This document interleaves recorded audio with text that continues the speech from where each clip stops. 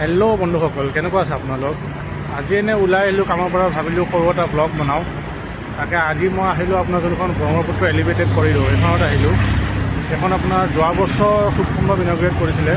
এইখন আপোনাৰ ব্ৰহ্মপুত্ৰ নদীৰ ওপৰেদি আছে। তাতে ভাবিলোঁ সৰু এটা ব্লগ বনাওঁ। এই চাব পাৰে আপুনি, মই এতিয়া আছোঁ এই ব্ৰিজখনৰ ওপৰত। এইফালে আপোনাৰ গাড়ীবোৰ গৈ আছে। এইটো আপোনাৰ অহা ৰাস্তাটো যোনটো জালুকবাৰীৰ ফালৰ পৰা আহে। এইফালে গোটেই গাড়ীবোৰ আহি আছে আৰু আপোনাৰ এইফালে আপোনাৰ যায় ফেঞ্চি বজাৰৰ ফালে। লগতে আপুনি চাব পাৰে এইখন আপোনাৰ গুৱাহাটী নৰ্থ গুৱাহাটী ব্ৰিজ, যোনখনৰ কাম চলি আছে এতিয়া।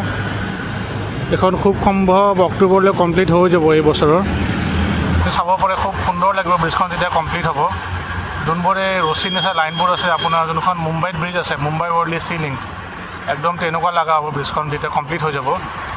খুবেই সুন্দৰ লাগিব এইখন, আৰু টাইমটো খুব কম লাগিব আপোনাৰ গুৱাহাটীৰ পৰা নৰ্থ গুৱাহাটী যাবৰ কাৰণে। লগতে এইখন আপোনাৰ তলত ব্ৰহ্মপুত্ৰ নদীখনটো একেবাৰে শুকাই গৈছে, পানী খুব কমি গৈছে। কিন্তু আপোনাৰ গৰম দিনত বহুত পানী হৈ যায় ইয়াতে। আৰু আপোনাৰ সেইফালে এইখন হৈ গ'ল আপোনাৰ নৰ্থ গুৱাহাটী, যোনটো আপুনি উত্তৰ গুৱাহাটী বুলি কয়। লগতে আপোনাৰ এইফালে সেইখন আপোনাৰ হৈ গ'ল শৰাইঘাট দলংখন। সেইখন আপোনাৰ শৰাইঘাট দলং, সেইফালে আপুনি চাব পাৰে। মই অলপ জুম কৰি দেখাই দিওঁ, এইখন শৰাইঘাট দলং। খুব ভালকৈ অহা নাই কাৰণ আপোনাৰ এতিয়া অলপ কুঁৱলী পৰি আছে।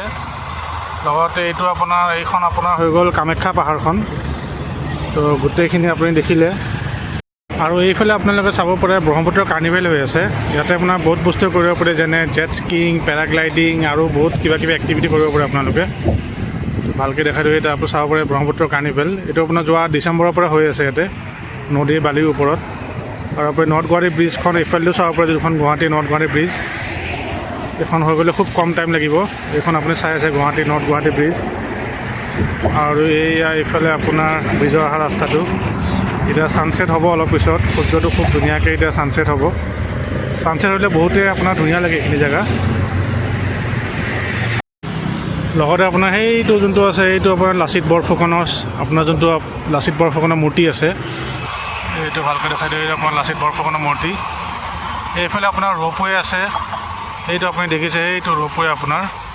এই ৰ'পৱেদি আপুনি গুৱাহাটী আৰু নৰ্থ গুৱাহাটী এইটো যাব পাৰে। লগতে সেইখন আপোনাৰ উমানন্দ আইলেণ্ড, যোনখন ৱৰ্ল্ডৰ চবতকৈ সৰু আইলেণ্ড, পিকক আইলেণ্ড বুলি ইয়াক কোৱা হয়। সেইটো আপোনাৰ উমানন্দ আইলেণ্ড।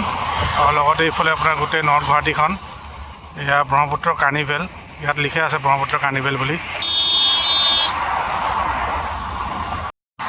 আৰু লগতে এই যোনটো চবতছে ডাঙৰ বিল্ডিং দেখা পাইছে, এইটো আপোনাৰ যোনখন Mahendra Mohan Choudhury medical college and hospital, সেইখন এতিয়া কাম চলি আছে, বনাই আছে সেইটো। এইবোৰ গোটেই আপোনালোকে দেখিলে আজি। এইটো লাচিত বৰফুকনৰ যোনটো মূৰ্তি, তেখেতে শৰাইঘাট যুদ্ধৰ সময়ত যোনটো প'জ লৈছিলে, তেনেকুৱা বনোৱা আছে এইটো। আৰু তাত আপুনি চাব পাৰে এখন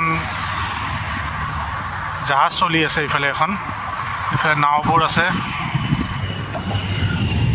এইফালে গোটেই আপোনাৰ চিনিক বিউটিটো খুবেই ধুনীয়া লাগে ইয়াতে, খুব ধুনীয়া বতাহ মাৰি আছে।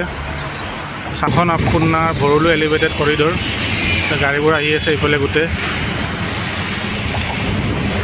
নদীখন সেই দূৰলৈ পানী আছে, কিন্তু ইয়াতে পানী নাই, গোটেই পানীবোৰ শুকাই গ'ল ইফালে। আশা কৰোঁ আপোনাৰ ভিডিঅ'টো ভাল লাগিছে। Thank you very much.